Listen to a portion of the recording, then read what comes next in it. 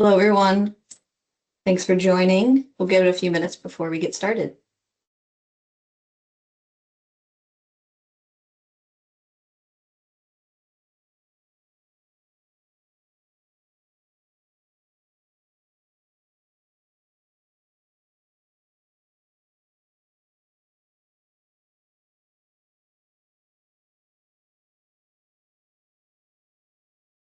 All right, we do have a jam-packed schedule this morning, so as folks are still rolling in, we will get started. So, welcome all to the Invasive Mussel Collaborative webinar series. We have an excellent lineup of speakers who have agreed to share their perspectives on the issue of invasive golden mussels. A panel of 6 experts shown on the screen will discuss the global distribution, biology, ecology, and impacts of golden mussels, as well as the role of ballast water in their introduction and updates on jurisdictional responses and planning efforts. My name is Nicole Angel. I'm joined by my colleague Sam Tank with the Great Lakes Commission, and on behalf of the IMC, we want to thank you for participating in today's webinar. So before I turn the presentation over to our presenters, I just want to provide a brief background on the collaborative.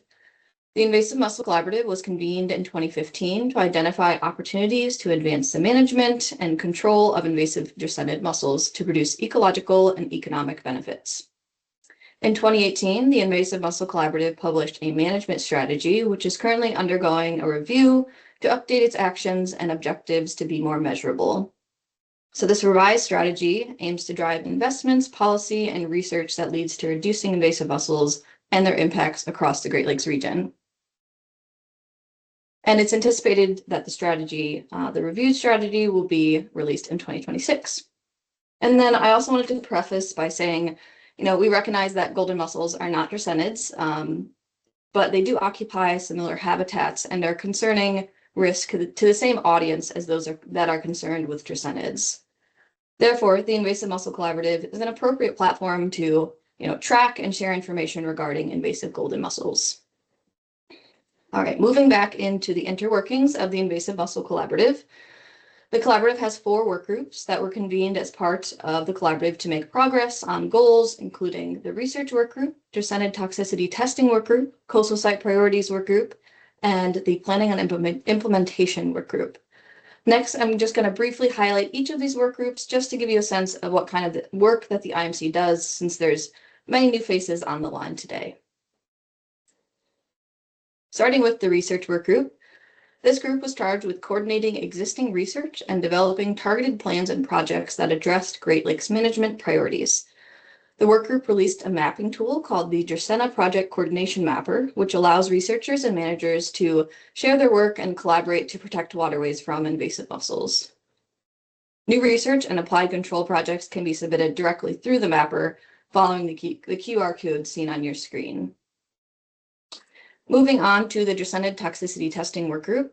This group was charged with reviewing the strengths and weaknesses of mussel toxicity control methods used across various labs, as well as to identify and make recommendations to further refine and standardize these methods.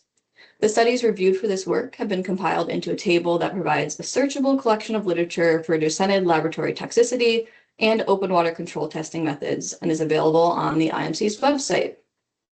Additionally, a manuscript detailing the recommendations made can be accessed at the bit.ly URL on your screen. Moving on to the coastal site priorities work group. This group was charged with reviewing information on where dracenids are impacting Great Lakes resources, evaluating sites based on this information, and then developing a system for prioritizing sites for potential management. The work group released an interactive dashboard and map that displays nearshore data from the Coastal Site Priorities Index. The tool, called the Great Lakes Experimental Mussel Suppression Site Screening Tool, otherwise known as GLEMST, intends to inform future research and management activities by aiding in site prioritization. And then finally, the planning and implementation work group was charged with developing a research and management roadmap for the site and regional scale mussel control. They also are working to identify stakeholder and funding priorities and remaining knowledge gaps to guide future Dracenid control activities. The work group is building on the products and outcomes of the other 3 work groups, and more exciting progress from this group is anticipated over the next year. Moving on, today's webinar is part of a communication network facilitated by the collaborative. The purpose of these webinars is really to promote learning and information sharing on topics of common interest. The webinar will be recorded and archived with past webinars on the Invasive Mussel Collaborative's website. And if you want to learn more about the collaborative or are interested in staying in touch with our communication networks, we encourage you to visit our websites and join our listservs. Moving on to some tech logistics, while we always strive to minimize these tech issues during webinars, we apologize for any that might arise. Before we get to our presentations, I'm just going to cover some logistics. We've automatically muted all attendees to reduce interruptions, and attendees will remain muted with webcams disabled throughout the webinar. However, we do encourage and will accept written questions from attendees during the webinar. If you have any questions, please use the Q&A function. If the Q&A function is unavailable to you, please type your questions in the chat and my colleague Sam will move them over to the Q&A so they don't get lost in any chat conversations. Questions can be submitted at any time during the webinar and will be addressed after all presentations have been given. And if you're experiencing any tech difficulties, please use the chat box or email Sam, whose email is shown on the screen. All right, without further ado, it is now my great pleasure to introduce our first speaker. Kate Wyman-Grothem is a fish biologist with the U.S. Fish and Wildlife Service's Midwest Region Aquatic Invasive Species Program.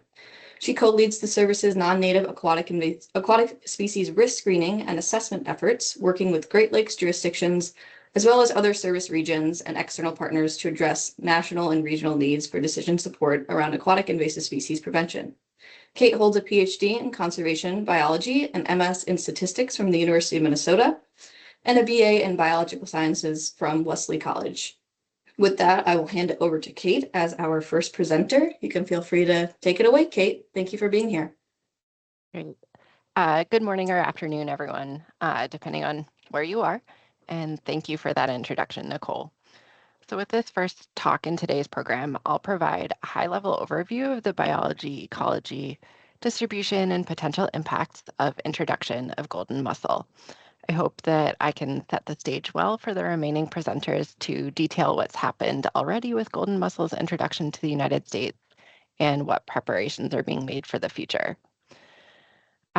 Just a note, when golden mussels were first detected in California in 2024, we at the service quickly put out a version of this risk assessment that was widely circulated. And then a few months ago, we updated that risk screening report now that we are unfortunately more confident of golden mussel's establishment in California. The update didn't change the overall risk classification, but it did change the climate matching analysis. So that update was just posted on our website last week after all our staff came back from our little unplanned vacation this fall. And I'll share the link to the updated risk screening report at the end of my talk.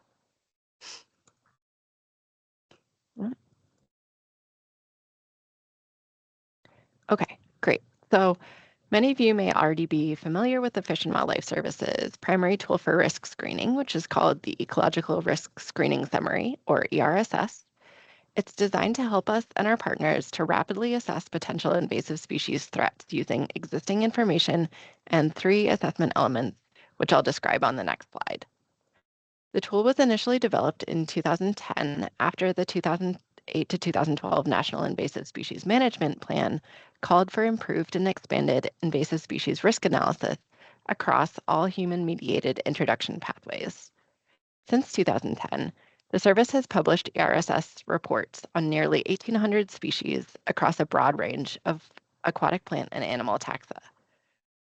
The reports have been used to pre-screen species for potential evaluation under federal injurious wildlife rules, inform state regulatory actions related to invasive species, identify priority targets for aquatic invasive species surveillance activities, and assist decision-making in rapid response scenarios. Each ERSS report briefly summarizes the available literature on the subject species with special attention to its distribution, history of introductions outside of native range, and any impacts of those introductions on recipient ecosystems or human health or economies. Report authors use a semi-quantitative method to rate the species history of invasiveness and calculate the climate match to the contiguous United States. They also consider the abundance and quality of relevant information available on the subject species. There are 3 possible outcomes for an ERSS. A species is classified as high risk if the species climate match indicates that it is an establishment concern within the contiguous United States, and it has a history of introductions and negative impacts globally. A species is considered low risk if the climate match indicates that it is doubtful the species could establish if introduced, and it has either a substantial rate of live trade with no established non-native populations, or rarely a record of lack of negative impacts. All other combinations of potential climate matching and history of invasiveness assessment result in an uncertain risk classification. With that context for the risk screening information I'm presenting today, let's turn our attention to the golden mussel. So this species is a freshwater bivalve in the family Mytilidae. It's native to river drainages in Eastern Asia from the Korean Peninsula to possibly as far south as Indonesia.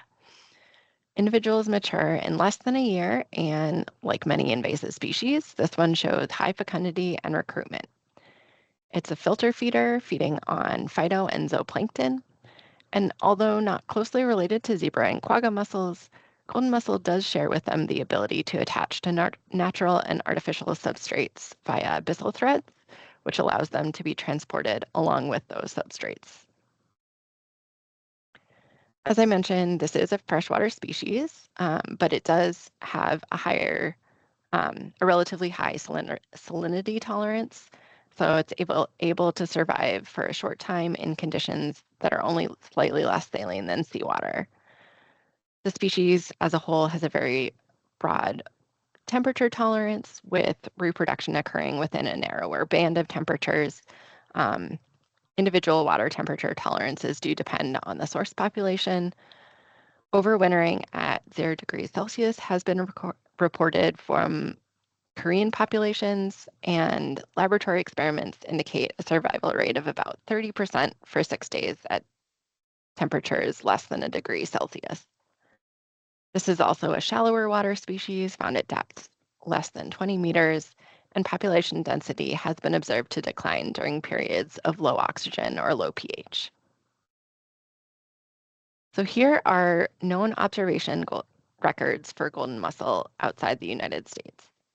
And these maps are from the Global Biodiversity Information Facility, which aggregates species occurrence data from over 2,500 institutions and nearly 120,000 data sets across the globe. These maps show both the native range and introduced range of golden mussel, which illustrates the wide range of latitudes the species can inhabit. In Asia, golden mussel has been introduced to Japan, Hong Kong, and Taiwan, while in South America, it has been introduced to Argentina, Bolivia, Brazil, Paraguay, and Uruguay. There are introductions reported on these maps for many of the introduced locations, but not all. And then on both continents, the first records of introduction occurred in the early 1990s. The reported primary pathways of introduction include in the ballast water of commercial ships and contaminating imported clams. Secondary introduction pathways are varied, with reports of movement through water treatment and transport systems, recreational boating, contaminated bait, fishing equipment, and movement of sand from infested areas. One study showed a 10-fold increase in the rate of upstream spread in an area with heavy boat traffic compared to a river where boating was limited. The first golden mussel detection in the United States was near Stockton, California in October 2024. This map is from the USGS Non-Indigenous Aquatic Species Database and shows the reported observations in the database as of today. And the next presentation is going to cover details of the introduction and response in California, so I'm not going to get into that here. The known impacts from golden mussel are very similar to what we know about zebra and quagga mussels. So golden mussels can bioaccumulate heavy metals and other contaminants, which causes concern as these mussels are consumed by many recreationally and commercially important fish species. They attach to native mussels and naiads, potentially leading to their deaths, as golden mussels have been recorded at densities of up to 300 per host native mussel. There are also reports of changes in the invertebrate community where golden mussels have become established. Some groups experience declines or complete extirpation, while others increase in abundance and diversity. Another significant concern is the ability of golden mussels to foul infrastructure. So these images show the mussels encrusted on a pylon and fouling a water intake. Golden mussels biofoul 38% of hydropower plants in Brazil, and that results in annual losses of 120 million US dollars for those plants. Some impacts that are less well supported in the literature include changes to water chemistry and conditions, including increases in light penetration related to the high rates of filtering. These changes may create conditions conducive to harmful algal blooms. There's also a chance that fish parasitic infections increased in a Japanese river due to introduction of infested golden mussels, which served as the parasite's intermediate host. Some of the literature reports what the authors call positive impacts. Macrophyte growth has increased due to the increased light penetration in invaded waters, and researchers have observed overall increases in biomass and diversity of benthic invertebrates. Additionally, golden mussel provides an abundant food source for many important fish species in South America.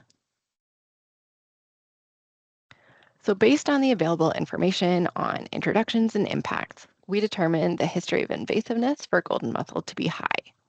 This species meets our definition of a high history of invasiveness because it has successfully established populations outside its native range, and there have been documented negative impacts to the environment and economies from golden mussel introduction.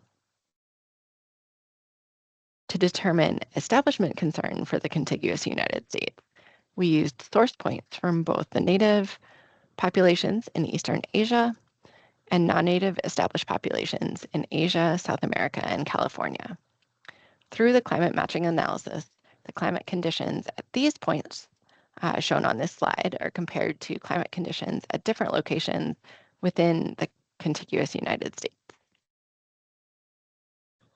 So the results of our July 2025 climate matching analysis indicate that golden mussels are an establishment concern across much of the contiguous United States. Darker shades here indicate a higher similarity of climate conditions between that location and the golden mussel's current distribution. Appropriate climate obviously is not the only variable that plays into if a species will become established, and there are other nuances we can't capture here, but this methodology does allow us to consistently and quickly estimate establishment potential, even without all the data we might want for a more detailed species distribution model.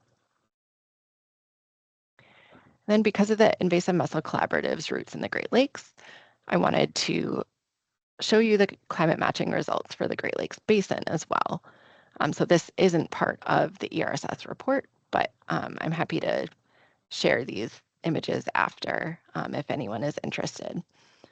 Under current climate conditions, there are substantial areas of moderate to high climate match along the southern and western sides of the basin. And then if we project forward in time to mid or late century under different climate change scenarios, the areas of moderate to high climate match do expand.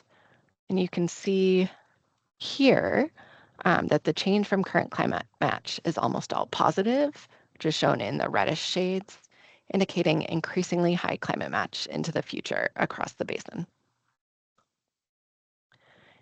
So in summary, the golden mussel poses high risk of establishment and harm in the contiguous United States as assessed by the Ecological Risk Screening Summary.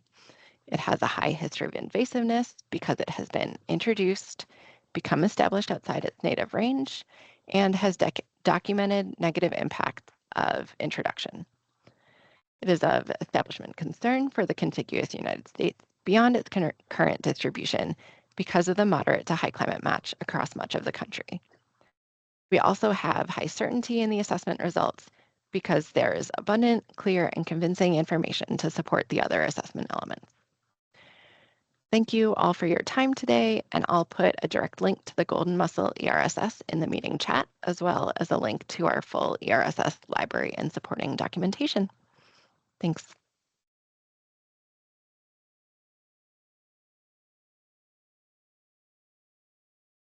Thank you, Kate. Really interesting. Thanks for sort of setting the scene for us there. And with that, we do have a lot of presenters today, so we will move right along to our next presenter. Our next presenter is Martha Volkoff. Martha is the program manager of the California Department of Fish and Wildlife's Invasive Species Program and has been with the program since 2008. The Invasive Species Program works to reduce the negative effects of non-native invasive species on the wildlands and waterways of California. Prior to joining the Invasive Species Program, Martha was a fisheries biologist studying the early life history and growth of Central Valley salmonids to inform stock management decisions. She holds an MS and BS in biology with a concentration in conservation. Alrighty, thanks for being here, and you can feel free to take it away, Martha. Thank you. And can you verify you see my presentation mode? Yes, looks great. Thank you. I will move quickly and try not to be redundant with our prior presenter. So as mentioned, I'm now a little over a year into our response in California to golden mussels. And this photograph is the first detection of golden mussels in California. So it was adult mussels, and this was a buoy in the port of Stockton that was examined monthly, sort of a de facto artificial substrate. And so these mussels are a variety of sizes, which the question initially was, holy cow, do they grow that fast in 1 month? Or what exactly accounts for this seemingly infestation out of nowhere? And so I'll talk a little bit more about our observations over the past year that now help us understand what this first detection may underlie. So as mentioned, and I will frame this into California rather than the national perspective of what our observations are on what golden mussels are looking like in the Delta and their uniform, differentiating them from dry-scented mussels as having stripes. Their color varies within the population of dark brown, which interestingly from the prior presentations, first slide, that very light color, I haven't seen that. They're darker brown, gold, or green in coloration. So again, I'm sharing this so that when you're doing and looking, whether it's in an early detection monitoring program or a boat inspection program, you are aware of what we're seeing as compared to some images you may see from other locations outside of North America. We believe that nearly all freshwater environments and brackish water environments in California are at risk for establishment of golden mussel because of their greater salinity tolerance, higher temperature tolerance, and lower calcium requirements. So, but for those very exceptional locations in California, we feel that much of the state's, nearly all of the state's waters are at risk for establishment. Now, what level of establishment, can vary, but we are concerned for all throughout the state, and of course nationally as well. So, getting in on the focusing in on the area where they were first discovered is a really interesting part of California, and if you're not from California and don't know this, the Sacramento-San Joaquin Delta, I think it is important to give you the environmental context of this location in terms of our management response in light of this detection, as well as the future impacts of golden mussels to the Delta and beyond.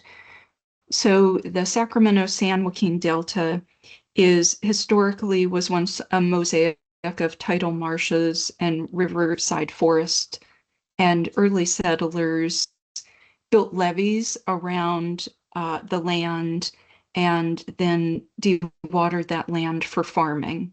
So it has a long, important, and continuingly important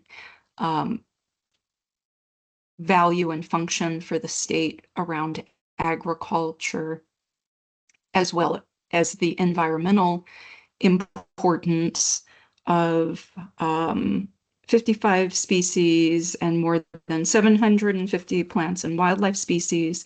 It is a important component of the Pacific Flyway for migratory birds, and it has, and these are probably old numbers, unfortunately, the numbers probably have ticked up, but approximately 100 wildlife species, 140 plant species, and 13 groups of fish are special status, either state or federally listed. And in addition, the Sacramento-San Joaquin Delta is a critical part of the state's water conveyance system. So it has that and is mixed use. So it began heavy agriculture, and over time, the Delta covers 738,000 acres of land and 6 counties. In California, I guess nationally as counties go, we have relatively few, only 58 counties in California, and 6 of those are within this delta. And 1,330 miles of levees protecting lands within these delta islands, as well as the adjacent land. So it is an important, that is increasingly has development encroachment, as this photo of the Port of Stockton shows. There's and also a high recreational importance to the area. So let's see. Okay. So in this map, the red circle on the lower right is that Port of Stockton, to give you some orientation to where that first detection. There are 2 freshwater ports in the Sacramento-San Joaquin, the Stockton port, and then at the top of this map, the Port of Sacramento. So 2 freshwater ports in this. And then also within this map, this red hexagon that I just clicked on is the location of the water export pumping plants in California. And so to give a bit more context on what that export looks like, there are 2 water projects, one managed by the state of California, one by the Bureau of Reclamation, that move water. Well, it's a complex, very interesting engineered system of dams and reservoirs in the state, in areas of plentiful water and snow melt, and choreographing the releases from those reservoirs into the Sacramento and other tributary rivers that flow into the Delta, and then timing the pumping of Delta water to Southern California, Southern San Joaquin Valley for domestic use and agricultural use.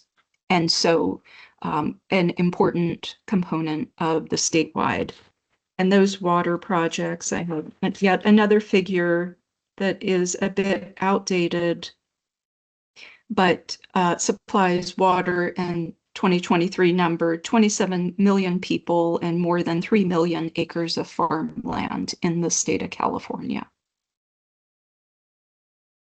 So in California, again, I'll scope it to the aspects of our water conveyance system that are more relevant. Of course, I mentioned the ecological impact and to recreation, as well as those communities throughout the Delta.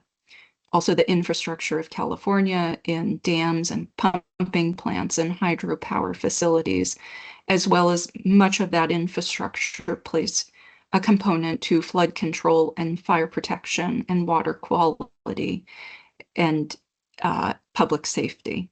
And then all of those roll into the economic robustness of California. So in response to that first detection in October, the state of California, led by the Department of Fish and Wildlife, formed the California's Golden Mussel Task Force to develop strategies for dealing with mussels. I think we recognized, based on our experience with quagga and zebra mussels over the last 18 years, that there are limited tools really to try to prevent or eliminate, certainly in the Delta environment, golden mussels. So the steering committee was formed with leadership across multiple state and federal agencies, and I'll list those in the next slide. And under the task force, formed teams of staff and leadership to develop those recommendations around outreach and education. Several component, 8 groups were divided up to tackle different aspects and channel expertise into each of those teams, if you will. And culminating out of those teams, we developed a response strategy document. On the cover, this is just a screenshot of the cover of that document, released in April of 2025. The state agencies and federal agencies who are on the steering committee of the task force and represented in this document. This document is not an action plan. It is information about strategies and approaches that the state can take, and was created at the time we did not have dedicated staff or funding to implement. And so this was an effort to set the stage for what the needs are and what our priorities for implementation would be. And that document is divided up into several objectives. And I'll talk a little bit more about our progress on those objectives, but we'll mention here that containment and population suppression, given this Delta location, have had minimal actions, just given the environmental setting and our capacity. So I grade those out. So where are we today? So looking back at that previous map of the Delta, I wanted to start with the Delta and work statewide on where golden mussels have been detected.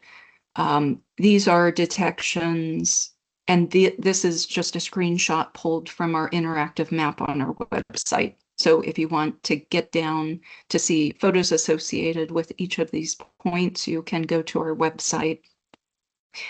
And essentially, these are point maps, but these represent to me that throughout the Delta, golden mussels are established.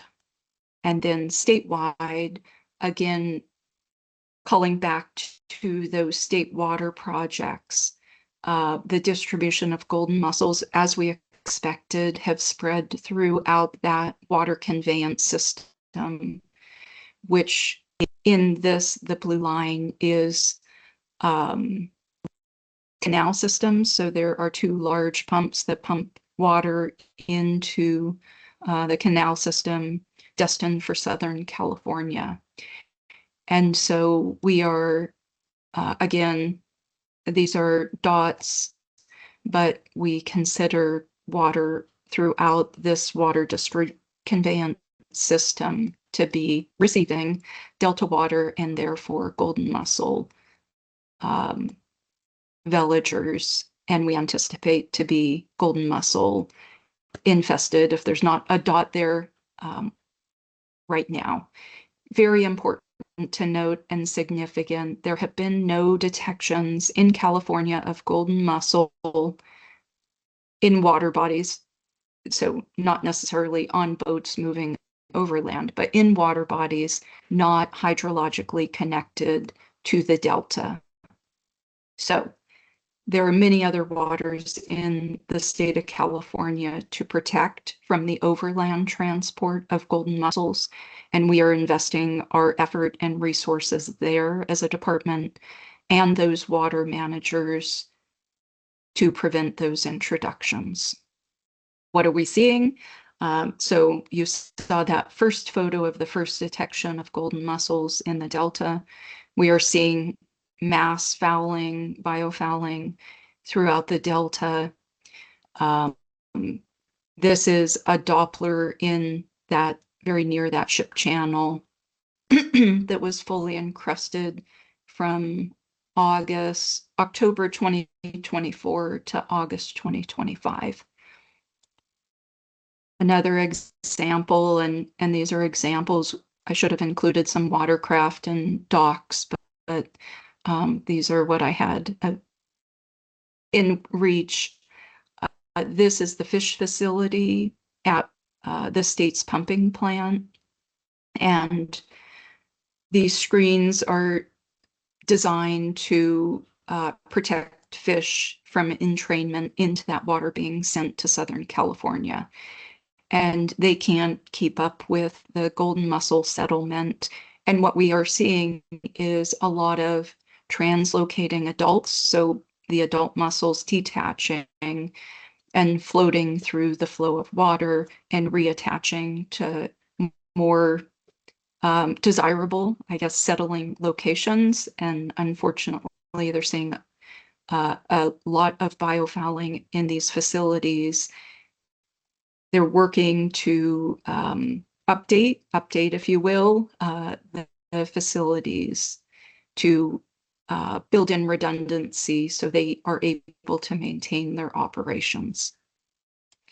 At those non-hydrologically connected waters, the water managers who have authority to control access to those waters are implementing prevention programs, watercraft prevention programs, and inspecting and conducting mussel monitoring, early detection monitoring. Again, they have limited resources. Not all water bodies have established prevention programs, but we're working to support them in doing that. Our outreach team continues to meet monthly and developing an outreach plan, targeting specific audiences, developing materials. This is a rack card poster that we revised shortly after the detection of golden mussels, and we're happy to share any of our outreach material with others interested in it. And we are trying to extend that. Again, we're still working with our current staff. We have not hired any new staff yet for golden mussel. So we're leaning heavily on our partners to expand our reach and opportunities like this for an audience nationally and to spread the word. We have a science and capacity building team that continues to meet monthly to share information on what work others are doing. We in the department are maintaining a list of outreach needs and prioritizing and promoting work on those highest priority management needs, including villager identification, because we know people across the country are and across our state are conducting early detection monitoring. We're looking to compare survival of villagers entrapped to replicate research we did back in 2014 and published a paper on villager survival of drysinids in entrapped water, repeating that for golden mussels villagers to answer the question, are they as robust as quagga zebra mussel? That will be very informative to those prevention programs. Lethal conditions. So again, do the management actions we use for drysinid mussels, are they equally applicable to golden mussel? Salinity tolerance to help understand how they survived or how they were introduced to California, and how salinity might be a tool in managing populations, copper toxicity, Zequinox toxicity, and UV light. And in terms of authority and funding, where are we at now? We immediately began an emergency prohibition on possession of golden mussel. We are approaching that permanent addition to our restricted species list. And in September of 2025, a trailer bill at the last minute came in and revised our authority in a separate section from what was historically drysinid mussels to inclusive of invasive mussels as listed as detrimental in this restricted species section of our authority. In addition, it brought and dedicated 20 million, oops, sorry, I'm jumping on the bullets. This trailer bill also increased the future fee associated with the state's mussel sticker fee that is pending a technical advisory group to pin that dollar amount of the fee between $30 and $40. So that group should start up in the near future. And finally, earmark $20 million to the Department of Fish and Wildlife for our response to golden mussel. On the federal front, the golden mussel were proposed for addition to the injurious species list, and a bill, HR 3717, was introduced. Again, the footprint of that is around the Sacramento-San Joaquin Delta. Also, because wasn't another slide that was a good place to mention this, if you're interested, there is a national forum for participation that was created by the Aquatic Nuisance Species Task Force for a golden mussel working group. So if you're interested in participating or tracking that, I encourage you to do so. And I'll leave with a call to action. Please spread the word and concern. If you work in the field or know others who do, keep an eye out for biofiling bivalves and report them to your state's AIS coordinator, and promote and implement the clean, drain, dry message. Dry-scented mussels came to California and Lake Mead by way of a leap. So I caution but temper with being alarmist of, while these mussels may not be in your vicinity, they can leap across the country, and they are durable and resilient and adaptable. So with that, I'm sure I'm over time, but thank you.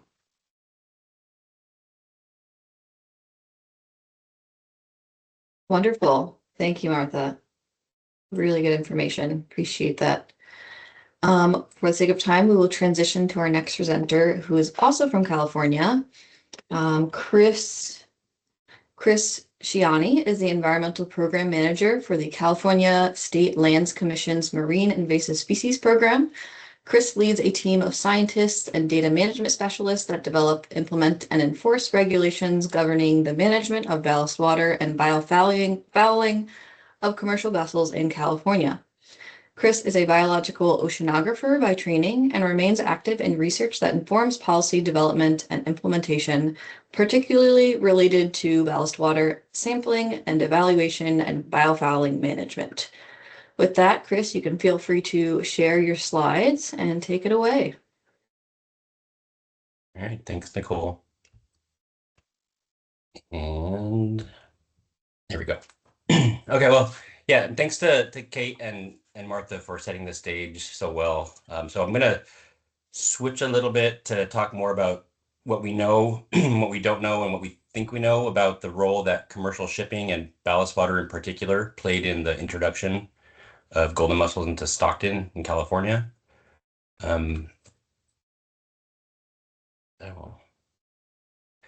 Okay, so we know that most of the non-indigenous species that are currently established in the coastal environment and estuarine environments in California, in North America, across the globe, are the result of commercial shipping, and particularly through two main mechanisms, vessel biofouling and vessel ballast water. We'll talk a lot about ballast water during this presentation, but I did want to dedicate the next slide to biofouling, and that's basically the organisms that are attached or associated with the underwater surfaces of the vessel. So there's a quick diagram here, a little cartoon, showing that process. So in the first panel, the green dots are competent larvae that are looking for a hard surface to settle on. In this case, it's the ship. In the second panel, they're attached to the ship and the ship is moving to the next port. And then in the third panel, they're getting removed from the vessel, either through physical removal, bumping into something, or spawning or releasing larvae. It's kind of, this is a very short, cute little diagram. The process is a lot more complicated. Obviously, organisms that are settling in the first port aren't ready to start releasing larvae in the third panel and when they get to the next port. But in general, that voyage part in the middle, we can think of that as the entire time that the vessel is in the water between successive dry dockings. And so that's usually 3 to 5 years. So during that time, every single port that a vessel visits is a potential source port where organisms can settle on the hull or underwater surfaces. And then at the same time, every single port that the vessel visits can be a recipient port where the organisms are released. So the community of organisms on a hull at any given time are a concatenation of all of the organisms from ports that the vessel has visited during its time in the water. And so for ballast water, I'm sure a lot of you are aware of this, but I just wanted to make sure we're all working with the same base level of information. So there's another cute little diagram here. The first panel shows a vessel, it's discharging its cargo. So we'll say it's an oil tanker moving oil to the terminal, and it's getting rid of all that oil. It's also getting rid of a lot of weight. And so to counteract that weight loss, it's taking in ballast water into dedicated ballast tanks. In this case, it's showing all the organisms that are in that water also going into the tanks.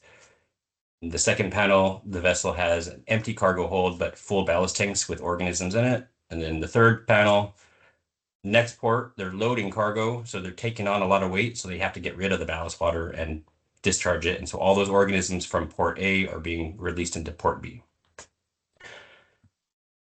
And this is what it's like, what it was like before there were regulations in place to require management of that ballast water. So a lot of water, a lot of organisms being moved around from port to port all around the globe.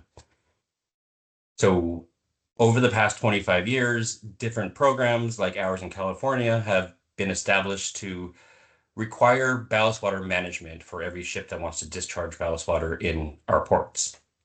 And up until recently, the most common way of managing ballast water was ballast water exchange, where they're taking the coastal estuarine water that has high organism concentration and exchanging it in the middle of the ocean with oceanic water that has low organism concentration and organisms that are ill-suited to survive in the coastal habitats. And so you're going from a high concentration to a very low concentration of organisms that are not very well suited to survive, but it doesn't eliminate the risk. So it's a risk reduction measure, not a risk elimination measure. And I want to emphasize that part. Nowadays, over the last 5 or so years, most of the vessels have transitioned over away from ballast water exchange to using ballast water treatment. So they're putting treatment systems on board the vessels to apply either sodium hypochlorite or UV treatment. And in most cases, both of those are combined with a filtration stage to treat the water as it's coming on board the vessel. And in some cases, treat it again as it's going off the vessel. So the idea here is to try to kill as many of the organisms as you can prior to discharge and meet discharge performance standards. So we have performance standards at the state level that are identical to the federal performance standards, very similar numbers to the international standards as well. So for example, the organisms greater than 50 microns in minimum dimension, think of a veliger, the standard is treat the water so that there's no more than 10 organisms per cubic meter, living organisms per cubic meter in the discharge. And you're going from thousands, tens of thousands down to less than 10 per cubic meter. So it's a multi-log reduction, but it's not sterilization. So it doesn't, these treatment systems don't completely sterilize the water. So just like ballast water exchange, this is a risk reduction measure and not a risk elimination measure. Okay, so now with that background in, we'll get into some of the knowns and unknowns of the introduction here in California.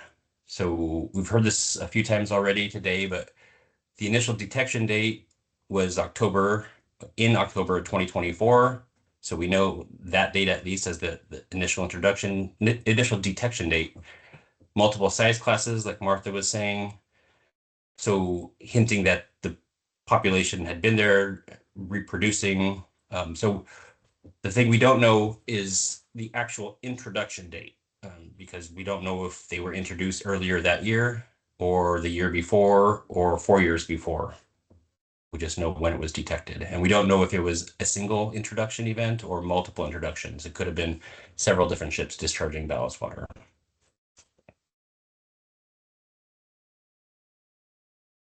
Okay, what we know that there's a native range, and we know that there's an introduced range. And so we think we know where these organisms likely came from, but we don't know for sure that we can't completely cross out all of the other locations that we receive ships from and ballast water from.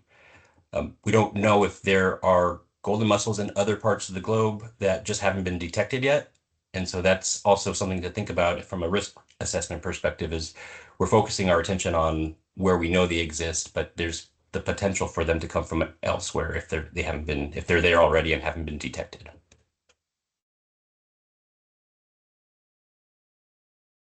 So we know that the initial detection was at the port of Stockton. We think we know that it was likely introduced by ships. I think that's a very good assumption. The life history of golden mussels suggests that it was a ballast water introduction, but there's the potential that it could have been a biofouling introduction as well. We don't know how long they can tolerate the transit through saltwater. So depending on where they came from, there's the potential that they could have been closed and protected for a certain number of days and then made it to Stockton. So that's one of the things we're trying to collectively are trying to research and find out. So the thing we don't know is the specific mechanism with certainty. I think we're all operating under the assumption that it was a ballast water introduction. And I think that's most likely the case, and it's a pretty good assumption to make, but just wanted to mention that it's not a certainty at this point. Okay, now a few of the assumptions that we're all making as well, or others are making, and we're trying to find answers to. So one of the things that we hear a lot is that the introduction was because of a non-compliant ballast water discharge. And so we get questions often about, well, how did that vessel discharge non-compliant water? Are they going to be fined? And other questions like that. But as we talked about earlier, even a legal ballast water management, compliant ballast water management, only severely reduces the likelihood of a successful introduction. It doesn't eliminate the risk. So the vessels can't sterilize the water. And the only way to actually eliminate risk from shipping is to eliminate shipping entirely. And that's just not something that we'll be able to do, not something we really want to do. Obviously, our economy is dependent on shipping here in California and the US. Another assumption I mentioned earlier, we get questions about, well, which vessel was it? Can we go after them? Can we make them pay for some of the damages that we're experiencing? And because we can't narrow down the specific date, we don't know when the introduction occurred. We don't know if it was earlier this year or 5 years in the past. It's hard to narrow down which vessel it was. So that's an unknown that we probably will never be able to solve. One of the things that we are doing is looking at the pressure from locations where we know golden mussel exists. So the known native range and the known introduced range.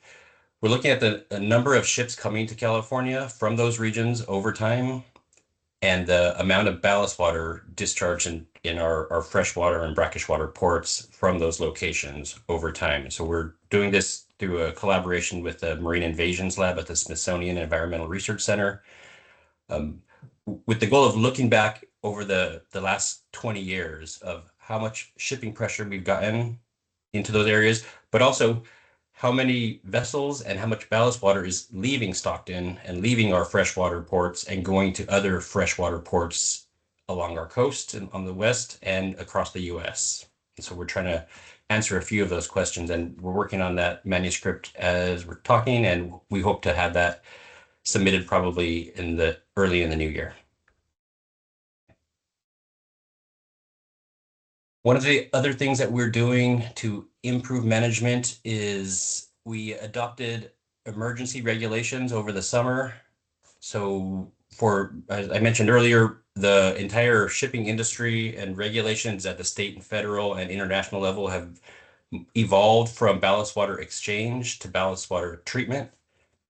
And so we are combining both of those requirements, ballast water exchange and ballast water treatment, for specific vessels that are coming with ballast water that is less than 18 parts per thousand salinity, and then intending to discharge in our fresh or brackish water ports. So the expectation is not only are they treating the ballast water to reduce the number of organisms, but they're also introducing salt water into those fresh or brackish water tanks and using salt as an additional treatment. And so we've adopted the emergency regulations that only allow us to enforce that for about a year. And so we're also going through the process right now to make that a permanent rule.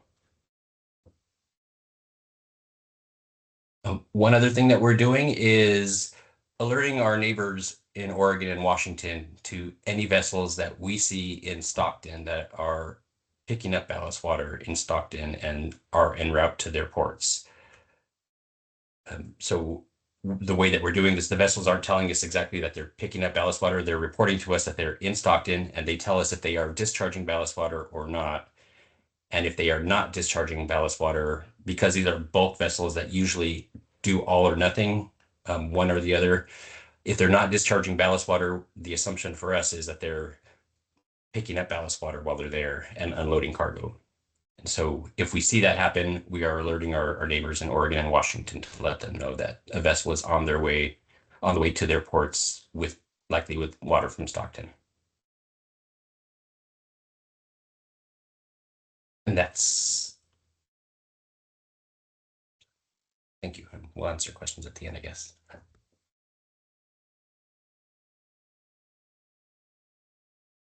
Yeah, thank you, Chris. Really interesting work. Interesting to hear it from the ballast water side of things. All right, for our next presenter is on one moment here.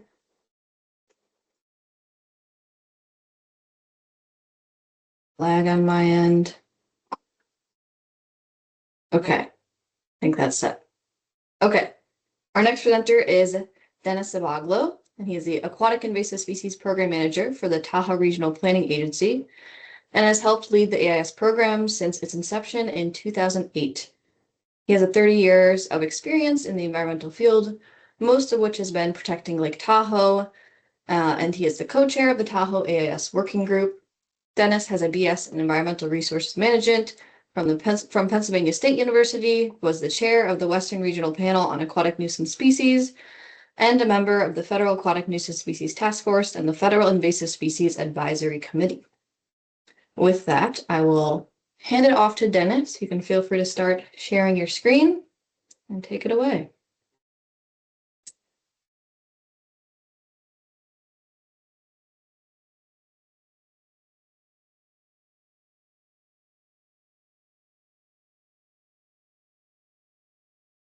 Starting to go for a minute there, Dennis. There we go.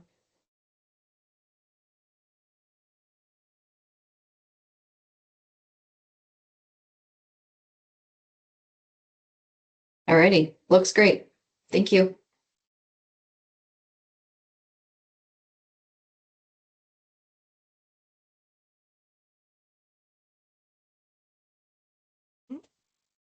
Dennis, you're still muted. Yep. Sorry. Took me a second to find it. Sorry about that, everybody. Again, Dennis Zabaglo, I'm the Aquatic Invasive Species Program Manager for the Tahoe Regional Planning Agency. Appreciate the opportunity to present here about what we're doing about golden mussels here in Lake Tahoe. Just give you a little bit of background on Lake Tahoe. It's not advancing for some reason. Let's try that. Okay, a little bit of background on Lake Tahoe. It's a large lake, supposedly the oldest lake in North America, over 2.3 million years old. It's an ultra-oligotrophic lake. There's not a lot of nutrients. Most of our fish species are relatively small compared to other large water bodies. It's the second deepest lake in the United States at over 1,645 feet deep. 72 miles of shoreline shared between California and Nevada, 2/3 on the California side, 1/3 on the Nevada side. It's about 24 miles long and 12 miles wide, 39 trillion gallons of water, and 600-year retention time. Supposedly one of the clearest large lakes in the world. And we have a $5 billion tourism and recreation-based economy that aquatic invasive species can certainly impact tremendously. And it's what's known as an outstanding national resource water, meaning there are certain anti-degradation standards that we have to meet here. And certainly aquatic invasive species can impact that. So a little bit about my agency, the Tahoe Regional Planning Agency. We're what's known as a compact agency. I believe the Great Lakes Commission is another compact entity.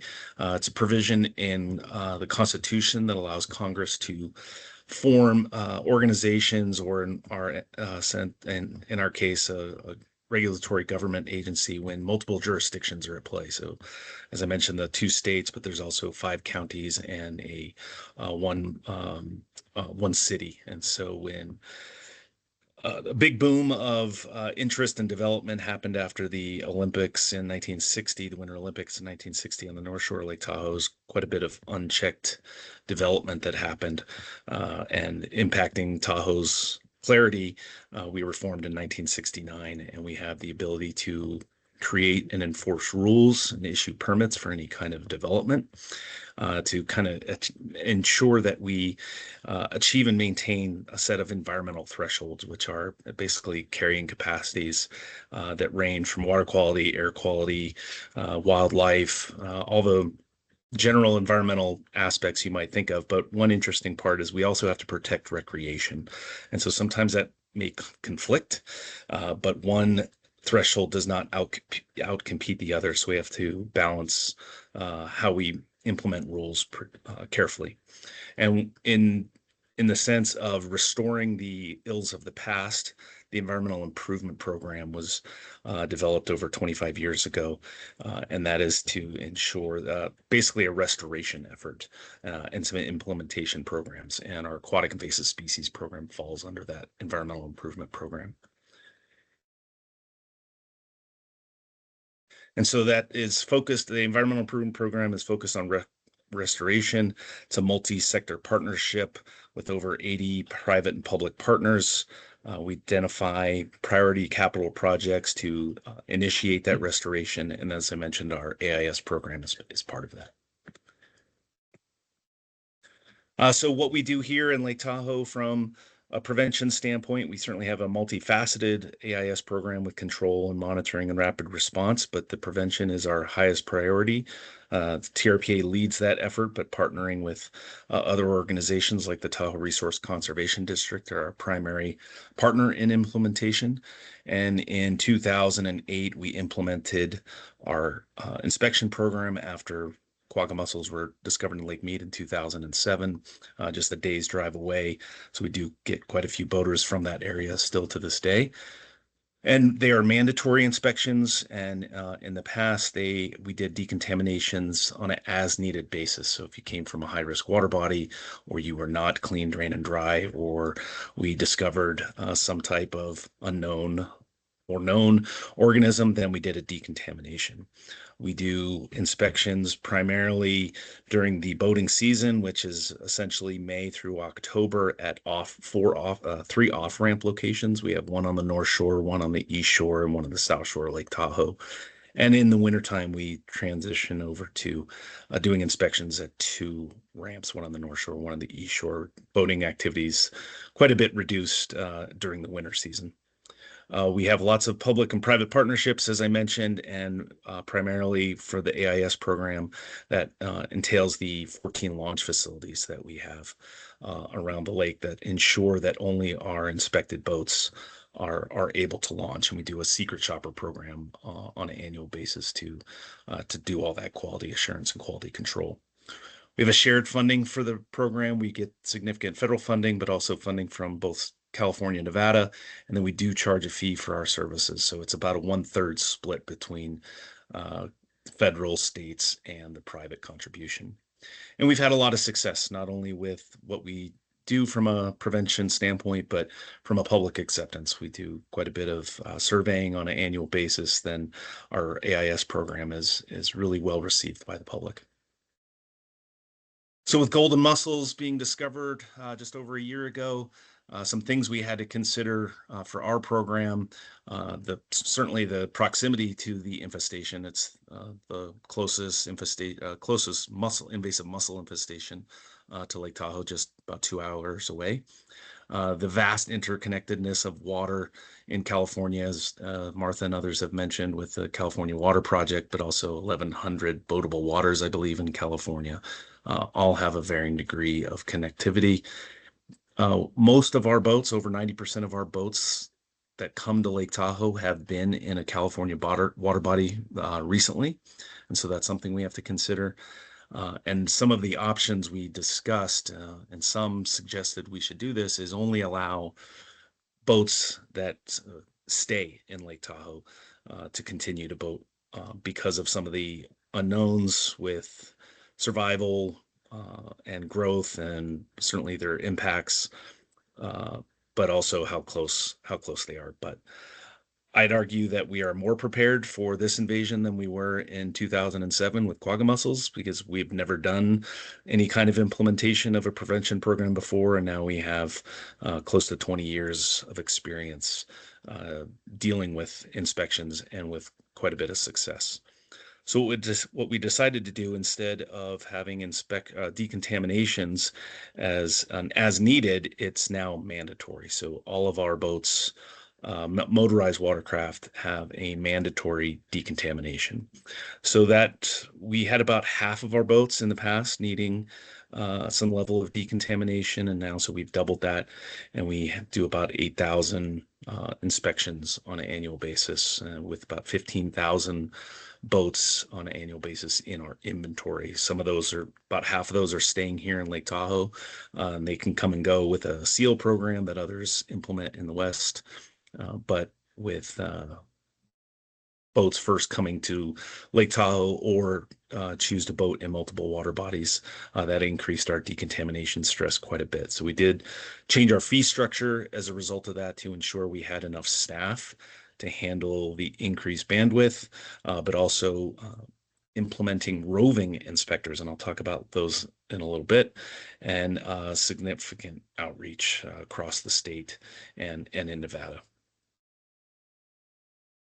So I mentioned the interconnectedness of water. You can see the blue outline there. It's the Bay Delta that expands a little bit beyond the Sacramento-San Joaquin Delta, but including the Bay Area. It's over 70,000 square mile watershed. It's large. And with the Sacramento River, someone could boat 300 navigable miles. I'm sure nobody's really done that, but just the fact that there's unimpeded boating access from the point of discovery in Port of Stockton all the way up to Shasta Lake that you can see up there. So while that's upstream, boats can certainly transport potentially golden mussels. So the roving inspectors, this was actually something we implemented a couple years ago when New Zealand mud snails were discovered in Lake Tahoe. Most of our, I wouldn't say most, but there's significant access for non-motorized that is largely unchecked and somewhat impossible to do so because the lots of public access locations, it would be impossible to mandate inspections for all non-motorized watercraft. So we implemented these roving inspectors that go around, primarily education, but also can then make it necessary or mandate an inspection or decontamination for a non-motorized user. So they go around to all of our popular beach areas and areas where there's a lot of hand launching of non-motorized watercraft, and that was enhanced after the golden mussel discovery. So we've got about 5 roving inspectors that go around the lake and do a lot of education. I think last year they had over 7,000 interactions with the public, and a significant number of those interactions resulted in a non-motorized craft being mandated for inspection and decontamination.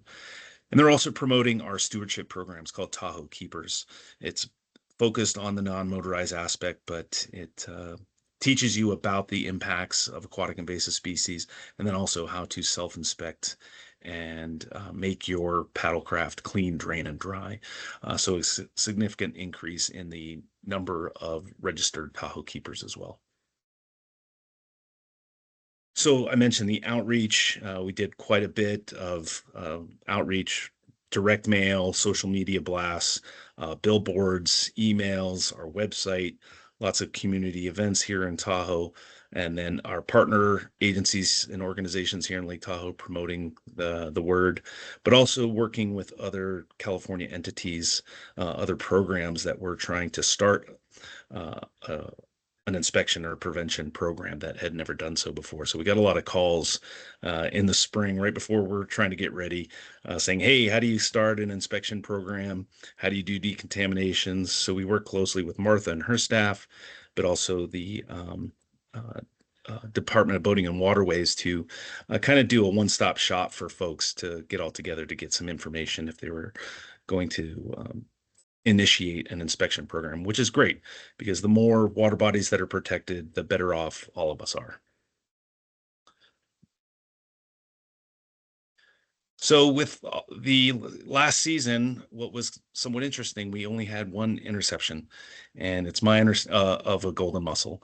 And I think we are the only entity outside of the main portion of California that has had an interception of a golden mussel. This was on a relatively large boat, about a 40 to 50-foot boat that came from the Port of Stockton, relatively clean except for one single golden mussel on this prop shaft. So somewhat interesting, somewhat surprising that this is the only one we intercepted or found, considering the number of boats that come from a California water body to Lake Tahoe. But we did get a presentation at the Western Regional Panel meeting last month. Motif is an organization that uses a lot of cell phone data to follow boater movement, and I forget the reservoir they used, but in the Central Valley area, I think in the foothills outside of Yosemite, a reservoir where most of the boats didn't leave that general area. A few went to Lake Tahoe and beyond, but most of those boats stayed within California or even within that water body. So that's something to consider for the future. And what can we do in the future is understand those boat trends and behaviors. Where are people going? What are they liking to do? Are prevention programs changing those behaviors, forcing them, or not forcing them, but in their minds, encouraging them to stay within their local area? That can certainly help us understand the threat of spread beyond California. What are the continued response activities, not only for our program, but for the rest of California, and development of additional programs throughout the state? California operates their prevention program a little bit differently than other Western states or the Lake Tahoe program. They don't have or I should say, our program is an example of that, is that there's not a statewide prevention or inspection effort overseen by the state. It's large, as I mentioned, 1,100 boatable waterways. That'd be pretty difficult to implement a statewide program. So they rely on programs like ours, or regional programs that inspect multiple lakes within a watershed, perhaps. So the development of more of those would certainly help prevent the spread or slow the spread. Additional research is always needed. While we have some preliminary information that our current times and temperatures for decontamination under the uniform minimum protocols and standards for dracaenid mussels, showing that they have mortality against golden mussels, but certainly more information to bolster that would be beneficial. We've also had a really good partnership with the boat industry in the past in the Western Regional Panel. And so re-engaging them, because ballast boats, wakeboard boats are becoming more and more popular. They hold lots of water. They're impossible to see inside of. And so re-engaging the boat industry to help slow that spread as well is high on our list. And a thought that's occurred to me, and I've spoken about this with a few others, is there a possibility for centralized decontaminations in California to allow that, because of the number of programs that exist already within California and that are hoping to come online, some level of reciprocity might be very difficult to ensure that people trust each other, that all the monitoring that's required is done, how well and how experienced those programs are. Maybe a centralized decontamination strategy might be somewhat simpler to implement. But further conversations that we can certainly have around that. And I believe that is all I have. There we go. Thank you. I appreciate it. And I guess we'll be taking some questions at the end. Yes, wonderful. Thank you, Dennis. As a reminder, please submit any questions you have for Dennis or any other presenters using the Q&A function if available to you. Our fifth presenter today is Justin Bush, who is the Aquatic Invasive Species Division Manager for the Washington Department of Fish and Wildlife. Justin leads the statewide prevention and management of invasive animals in both marine and freshwater environments, including oversight of ballast water and biofouling regulations. Since 2008, he has managed invasive species programs addressing plants, animals, and diseases across Washington and Texas. His previous roles include positions with the Lady Bird Johnson Wildflower Center, King County, and Washington Invasive Species Council, giving him a breadth of experience in both policy and on-the-ground management. Feel free to share your screen, Justin, and take it away. Great. Well, thank you so much for hosting this webinar. This dialogue is really important, and it's elevating this issue to the national stage that it deserves. Here to speak about the state of Washington's perspective and what we're doing to focus on prevention and readiness in the Evergreen State. Want to just note, by setting the stage a little bit, that Washington is diverse and resource rich, which is part of the reason why we're so concerned about golden mussels. We have over 8 million residents. We have thousands of freshwater bodies as well as lakes, and we have international as well as domestic ports. So thinking about the environmental and the economic impact, this is definitely pretty concerning to us in the state of Washington. Putting some numbers on this, looking at the value of shipping, for example, in Puget Sound or in the Columbia River, thinking about our agricultural production, 75% of which is irrigated by fresh water. And then thinking about our recreation and our water use, thinking about that, we can anticipate substantial impacts if golden mussels were to be established in the state of Washington. I had the pleasure of leading the state's Aquatic Invasive Species Division. The state is a prevention state and readiness state when it comes to invasive mussels of all types. And ultimately, this issue in particular is uniting the different units within our division that are collaborating more and more as we think about the interactions between the brackish, the marine, and the freshwater environments.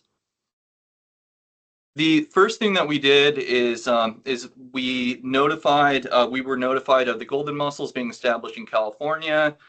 Really appreciate the work of the U.S. Fish and Wildlife Service to create the National Risk Assessment. We took that information and we tried to understand the risks of the state of Washington in particular. This really has been a great starting point for our state as we think about additional protections, actions, as well as regulations. And if your state or jurisdiction hasn't done this, definitely take a look at it, as well as the U.S. Fish and Wildlife Service documentation. And we see that as kind of being the guiding force for everything that we're doing today. Thinking about the tolerances, this is something that has been addressed by others more eloquently than I, but ultimately we're seeing the golden mussels being a higher risk to the state of Washington than quagga and zebra mussels.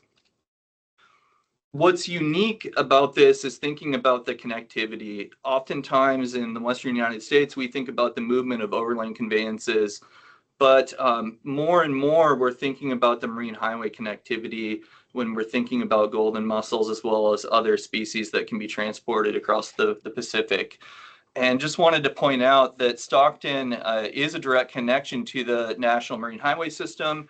Marine Highway 580 connects to Marine Highway 5, which connects to the Columbia Snake River, which is Marine Highway 84.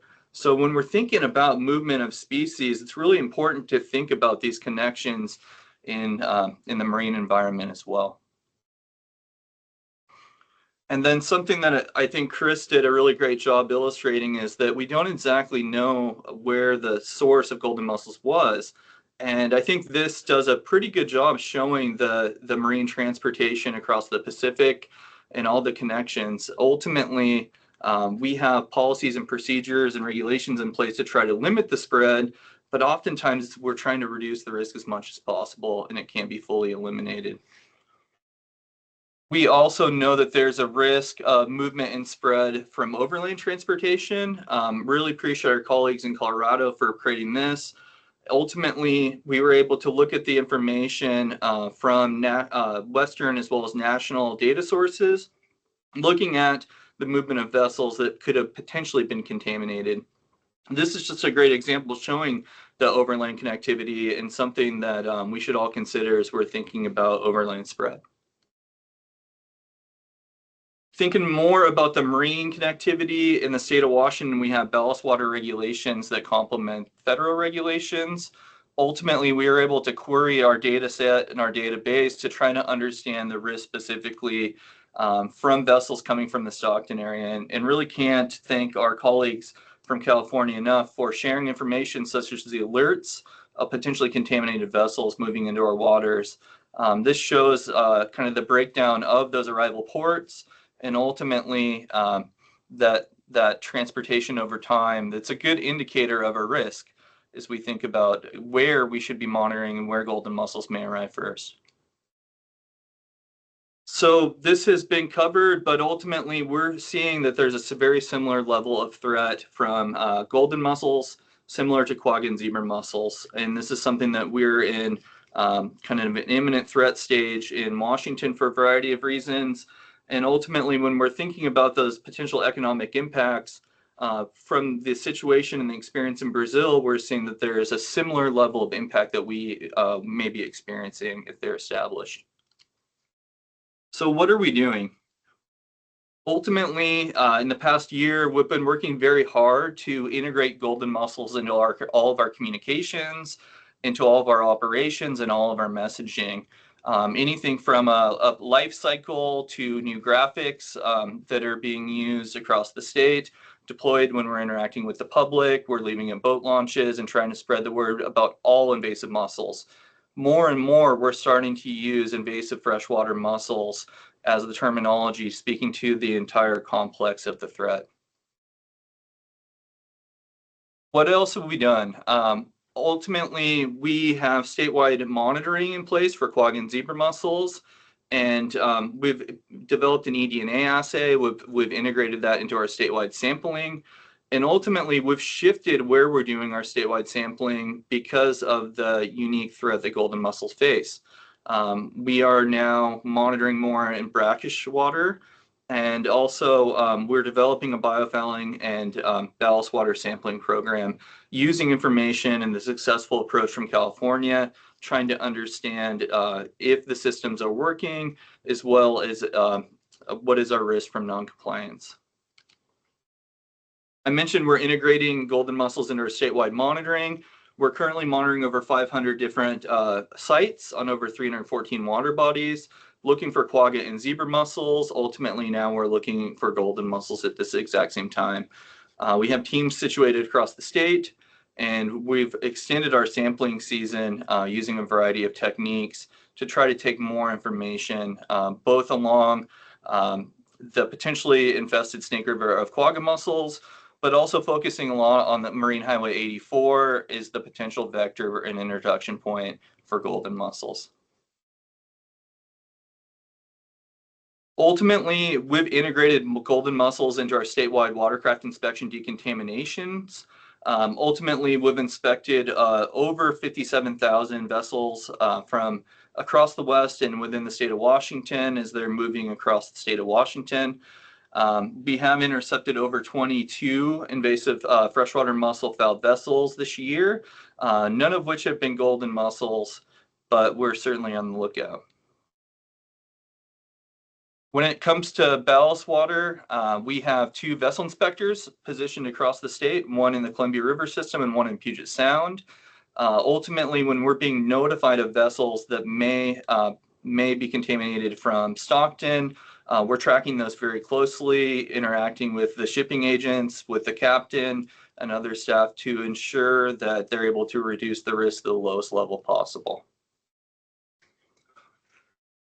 And with the assumption that at some point these will be established in the state of Washington, we're taking steps to increase our readiness for rapid response.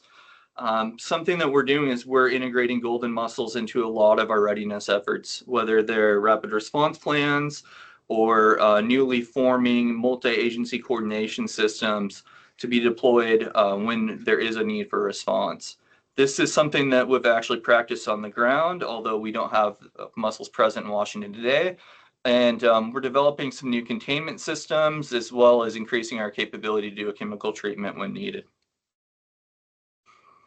One of the things that we've been working on is recognizing the unique nature of the Marine Highway 84 between Washington and Oregon. And we convened with the state of Oregon a near-term action working group last year to work on quagga and zebra mussel preparedness between the shared jurisdictions. Ultimately, because of the detection in California of golden mussels, we integrated golden mussels in this planning exercise, which essentially is the roadmap for both states over the next 5 years or more. So what is the takeaway? We really need to work together, and this is why I'm so excited to be a part of this webinar today, to elevate golden mussels, both in state and national AIS policy. We know what happened with quagga and zebra mussels through the years. It's reasonable to assume that golden mussels will have a similar spread and impact to our nation. Ultimately, it's on us all right now to elevate this as much as possible. We're proposing that we're integrating golden mussels into our existing efforts, and we're also rebranding as invasive freshwater mussels. The public struggles to understand this issue, and we need to make it as easy to understand as possible. We all need to strengthen our surveillance and early detection, as well as enforce and expand preventative measures. We need to promote regional as well as national coordination. Was really excited to hear from Martha about the Golden Mussel Eradication Act that's been introduced to Congress. If this is an issue that's important to all of us, we all need to be working on this to elevate this to Congress as a national priority to receive national funding. And then ultimately, we in Washington have an emergency response mindset, and certainly if your jurisdiction's at risk from golden mussels, it would behoove us all to start planning for that day that they arrive. And with that, I appreciate the opportunity to join the conversation and look forward to continuing it. With that, back to y'all.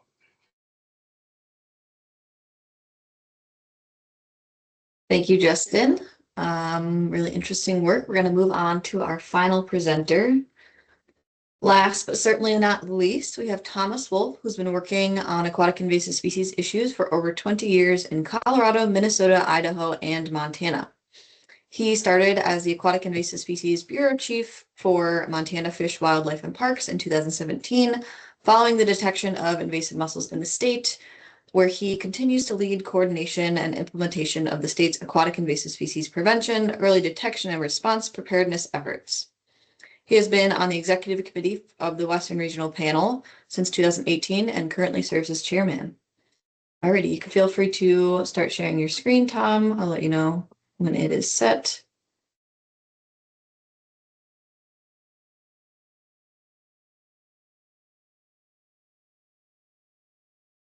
How do we look? It's looking like not presentation mode just yet. Stand by. But give that a go.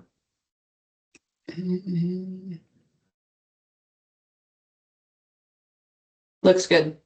Excellent, thank you, and appreciate the opportunity to talk to you all today about golden mussels. I was thinking as I was preparing this, what I would contribute to this conversation with California, Washington, Tahoe, folks that are dealing with this issue directly, and we're getting farther and farther away from the blast zone as we get to places like Montana.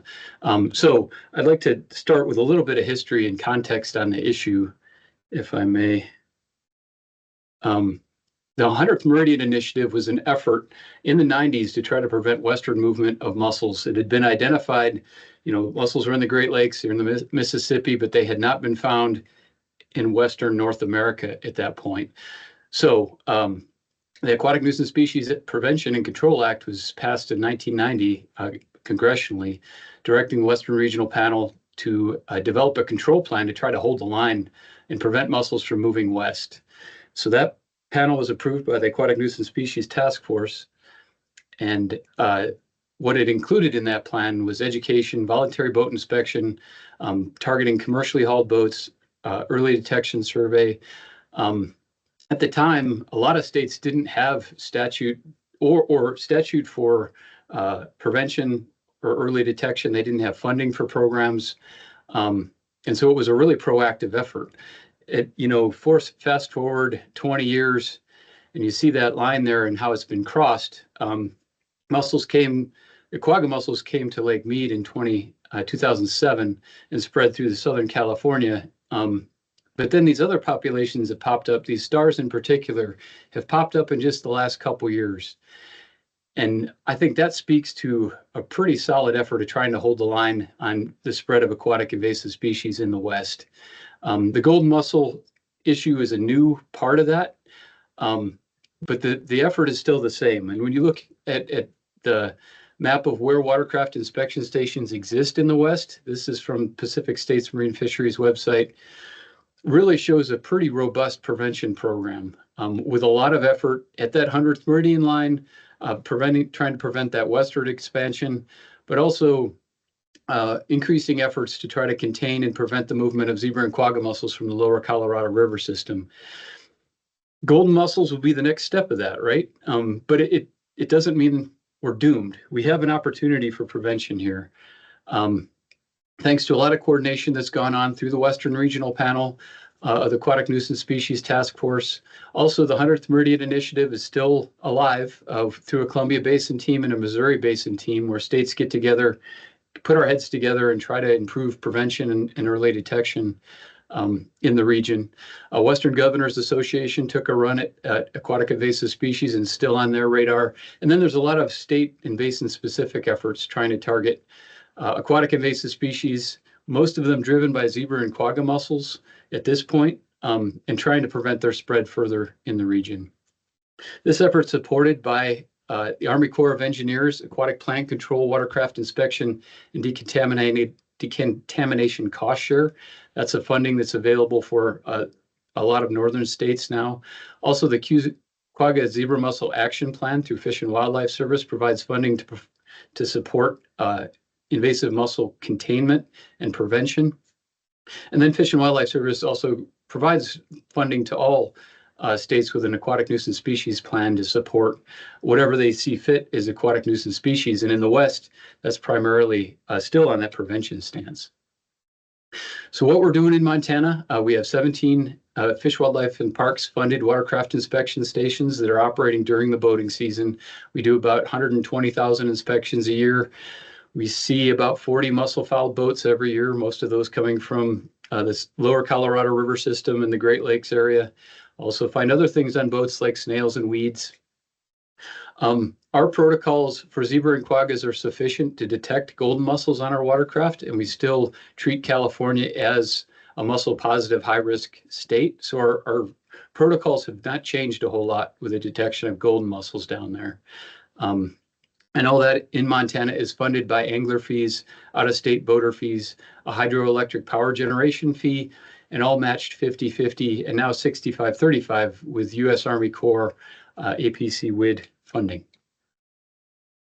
Montana is unique, or relatively unique, with our regulations. We require inspection before launch for all boats entering the state, crossing west over the Continental Divide, and entering the Flathead River Basin. And so that requires that inspection for anybody that's coming in to make sure they're clean, drain, and dry and not moving aquatic invasive species. And our inspection stations are set up to try to facilitate that inspection. Again, inspection stations are in the blue squares out there. A lot of those stations are operated by partners. So Fish, Wildlife, and Parks contracts with tribes, conservation districts, and counties to put these stations on the ground in every corner of the state. Also relies really heavily on partners to assist with early detection survey and outreach and education. And this is just a small list of all the partners we work with out there. All hands on deck, working and pushing in the same direction to try to prevent the introduction of invasive mussels into the state, and also the movement of other aquatic invasive species. Again, about 120,000 inspections a year is where we've landed. This is a graphic from one of our inspection stations during one season, and where the boats were coming from that were inspected. This is at our Anaconda inspection station in central Montana. It really shows how far people will travel to and through Montana, transporting a watercraft and potentially transporting a lot of aquatic invasive species. And then you follow those arrows down to California, and Justin showed this graphic. You know, we do see that connectivity. This is just 1 year of data, west-wide inspection data showing boats are coming from these golden mussel impacted areas, and we definitely need to be concerned of boats transporting these things out of that area. To date, 2017 to 2025, this is where we see mussels coming from in Montana. So the red dots are where the boats with mussels are coming from. The blue dots are where they're going. This is prone to change as some of those stars on that map I showed you previously begin to play out and we start seeing established populations of mussels.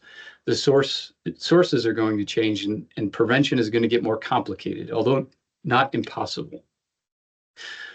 We operate an early detection program where we process about 3,000 early detection samples. We have no evidence of invasive mussels in Montana at this time. We use microscopy, DNA, and physical methods. Our existing methods are adequate to detect golden mussels. We currently don't use environmental DNA assays for golden mussels yet, but as that population begins to play out, we will. We're planning on it in the future. And we do find other populations of invasive things like New Zealand mud snails as we survey, which are not uncommon in the state of Montana at this time. Particular focus and sampling in the highest use areas like Flathead Lake in the northwest and Fort Peck Lake in the northeast. And then the other piece of this is prevention or education and outreach through our marketing campaign. We have a targeted marketing campaign for people that are bringing watercraft to Montana to make sure they're clean, drain, and dry, and focusing on those pathways with that message, making sure your boat's clean. It needs to be inspected if it's coming to Montana, and that helps address our risk of aquatic invasive species. And then outreach and education, pathway focused, encouraging folks to clean, drain, and dry. So moving forward, in closing thoughts on my end, we need to support California. They're at the tip of the spear of this effort, and Martha has really been taking the brunt of this impact in California, along with Chris. They're pushing a lot of research too that'll be really important and will inform a lot of our work nationwide. Also, our federal partners have been doing some great work on doing research and providing funding to support this effort. And we lean into continuing to support that through Fish and Wildlife Service and Bureau of Reclamation. They're doing some outstanding foundational work out there on this species. We need to make sure we maintain and enhance our prevention programs, because just because mussels are in California don't mean they're going to be everywhere. The invasive mussel movement is a human-caused problem, and that by definition makes their movement preventable. If we can interrupt that pathway and make sure boats are clean and dry, we prevent the movement of these mussels from one place to another. And every year we keep them out of our systems, we defer those costs of the costs that those mussels would create impacting infrastructure and our environment. Every year we can keep them out. We also get closer to a potential treatment. Reclamation is doing a lot of research on zebra and quaggas right now, and that's going to be transitioning into these other species. Every year we can keep them out, we might be getting close to a cure. And then in closing, every water body is an opportunity for prevention, and it's a beachhead to try to keep them out. And continuing that effort moving forward is critical. And we're all in this together, pushing in that direction. Thank you.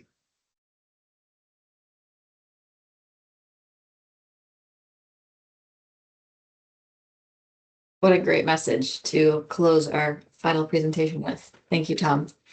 And really thank you to all of our presenters. That concludes our presentations for today. We're going to move on to answering questions for all presenters and responding to any comments you might have. As a reminder, please use that Q&A function to do that. And I do see lots of questions rolling in. So we'll start with one that is upvoted most for Chris. Is California also alerting the Port of Vancouver or province of British Columbia of vessels from Stockton/infested ports? No, we are not at the moment. If there's anyone that's interested in receiving these notices, then please let me know. And we're happy to do this for any other ports, any other states or provinces as well. Thanks, Chris. A general question, has there been any settlement inside or within the conveyance tunnels or aqueducts? Do you know what velocity may inhibit settlement?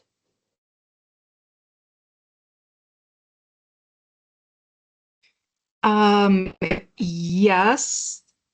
Well, typically the detections have been on gates or not the velocity surfaces. And I think that may be an artifact of those are more accessible to doing sort of the surface survey technique and don't require necessarily dewatering to access. So short answer, have they been found in pipes and velocity? Yes. And I guess, and do I know the exact limiting velocity? I do not. There may be, and I can't say I am fully briefed on the literature that may exist around that, but no information specific to that has been developed in California that wouldn't have hit the literature yet or the publication and sharing. Hopefully that covers all bases on the answer. Yes, thank you for that, Martha. Our next question is for Dennis. Sorry if I missed this. Are you integrating golden mussel monitoring into your program? And if so, using what methods? Yeah, we have artificial substrates that we use, and then also plankton toes. We actually did have a scare early on. I think in November, December, we send our plankton toes to Colorado, and there was some concern about one of the villagers that were discovered. It was kind of odd, and so initial or additional investigation was done, I think at BOR, and to confirm that it was corbicula. It just had a very strange looking villager that was different than dracaenid, but maybe more similar to golden mussel. So fortunately, it was confirmed that it was corbicula, which we do have known species in Lake Tahoe. So yeah, we are incorporating monitoring methodologies for golden mussels as well. Great. Going along those same lines of identification, there's been a few questions that have come in with distinguishing golden mussels from, some marine mussels, as well as, at the veliger stage with zebra and quagga mussels. Are there any resources available to folks for, IDing between different mussels as well as their veliger stage?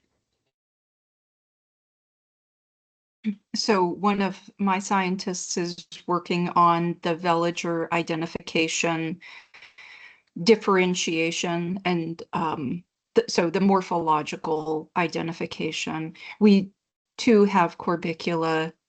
Well, to effectively do that, we need to take those veligers and run PCR, because in the Sacramento-San Joaquin Delta, we have corbicula, we have overbite clam, we have potential marine influence.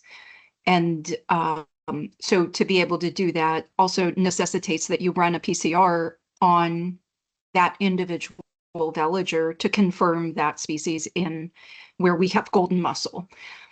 So we are in the process of doing that. We missed the window this year on spawning for both of our efforts. So we're hoping coming into 2026 to be, and that dual information there will be when do golden mussel spawn. I didn't mention there is a lot of ecological work in the Sacramento-San Joaquin Delta. So there's a lot of baseline, there's a lot of effort because the Delta is co-managed for ecosystem health and water conveyance. So there is a state plan that is specific to conservation in the Delta for those co-equal goals is the terminology that's used. And there is a long history of monitoring in the Delta for water quality and ecosystem health. So we are beginning it. It's the worst place in California, probably an invasive mussel could invade, but it does come with, I hope, and this is all funding dependent and not a super great time in, government, national or state, to invest in this sort of work, but it has a great baseline data set, and hopefully that effort sustains so that we can study golden mussel. And that dual, I'm as a manager trying to do the best we can and produce the most information we can for others' benefits as well as our own moving forward. Sorry for the long-winded answer. No, that's great. Thank Thank you. This is Justin, and yeah, go ahead. We're following the same procedures that Martha described, but I do think that's an opportunity for the development and sharing of resources. We have some keys we're developing internally within Washington, but it's worth noting there are other mytilids in the marine environment, in the brackish environment on the Pacific. And so when we're saying invasive freshwater mussels, we're trying to differentiate between marine mussels for the public, but we are also picking up other mytilids doing our routine monitoring. And so certainly it would be a great project, either at a Western or a national scale. And I'll add to that, not just mytilids. So in following up on a potential eDNA historical detection in one of the Southern California ports, we went out in the field, didn't find golden mussel, but found another new species to North America, a brackish water species called Xenostrobus securus. So I guess that when Chris was talking about the ballast water movement, and nationally, if you're not aware of that and following other invasive mussels, there's another species to look up. Good to know. Going along the lines of eDNA, there was a question on if anyone is doing eDNA testing for golden mussels. Maybe if you have, the lab or place they can search for that information, let us know. I believe it's the WRP, or is it Pacific States, maintains a list of laboratories that do microscopy PCR for invasive mussels. Through our monitoring subgroup under the steering Golden Mussel Task Force. Sorry, I need to differentiate that so you don't assume aquatic nuisance species task force. The California's Golden Mussel Task Force. We have a monitoring subgroup and a subgroup of eDNA practitioners, practitioners and those who are trying to optimize eDNA for golden mussel detection. So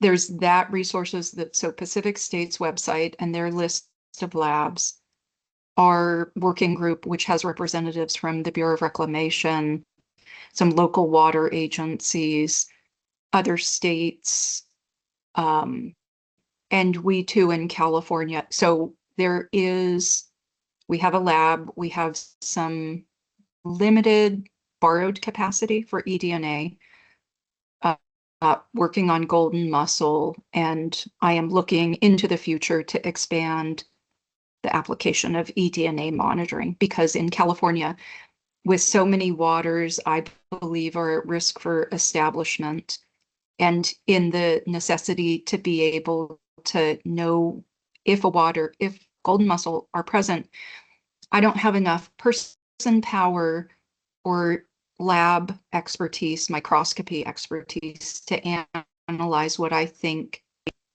the monitoring workload is. So I am embarking, and I want to convene with my Western states partners or agencies to talk about changing our strategy in California to become more efficient and using eDNA to help direct the more labor-intensive plankton sampling statewide.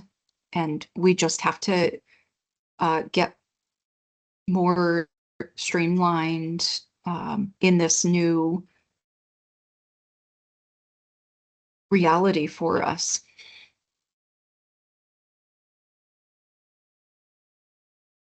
Thanks for that, Martha. Thank you, Moving Justin, on for to, posting that link to those mussel labs in the chat for everyone's awareness. Look there. yes, very helpful. Thank you. Our next question is there any information or research on the combined impact when zebra and or quagga mussels exist and golden mussel are introduced? I believe California will be the first place where I failed to mention that water conveyance. Many of those receiving waters have quagga mussels currently in Southern California. So we anticipate quagga, the new kids on the block are going to be the golden mussels moving into quagga infested waters. So I think now, is anyone going to invest in the research to answer that question? I know my department isn't. Again, that's not our highest priority. It's super interesting. But again, I hope someone does take that up. And also, if folks are following Colorado detections of zebra mussels in the upper Colorado River, I anticipate at some point zebra mussels will reach those same reservoirs in the future because those reservoirs received Colorado River quagga water through the Colorado River aqueduct. So if zebra mussels spread throughout the Colorado River to the lower Colorado River, inter California, then we have the potential to have all three species in some of our Southern California reservoirs. Sobering. But again, that is flow of water, and I want to reinforce there are many non-hydrologically connected waters throughout California, throughout the West, throughout the East, that warrant protecting. So I remain optimistic. And again, echoing that, preventing the spread, preventing introductions has that long-term value of avoiding the impacts. Thanks.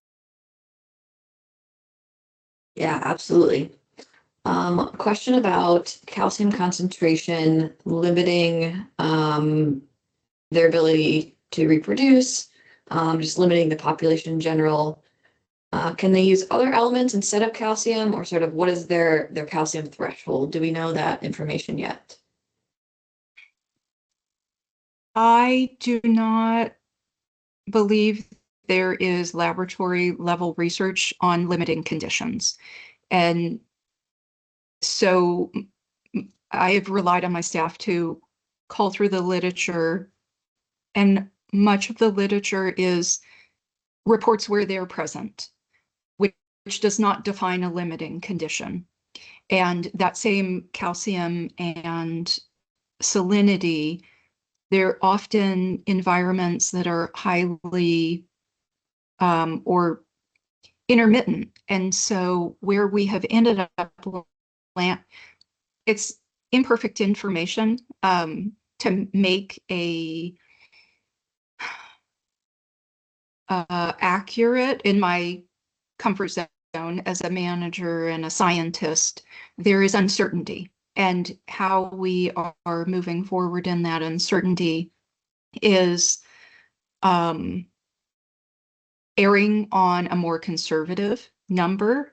So, for example, salinity, if it's a tidally influenced environment, and particularly our Bay Delta, what the literature suggested is they can tolerate high salinity for a short time, but you don't know long-term consistent exposure what that limit is. And same for calcium. And so what we are operating on is anywhere up to 3 parts per million calcium. Brain. Milligrams per liter calcium is suitable potentially for establishment. And so that's a low, but we feel conservatively that's the best starting point for us in that uncertainty. And again, what would the infestation like? Is it suboptimal and it wouldn't be a highly impactful population? However, in the case where even a low level population is one more location from which they can hop and spread to another, in my judgment, you air low. And because that information tends to be used by the full range of others managing for golden mussel. And so we want to be conservative in protecting waters throughout the state. Thanks, Martha.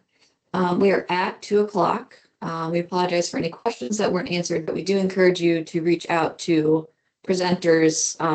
Their emails will be listed on the Invasive Mussel Collaborative's website with the webinar recording.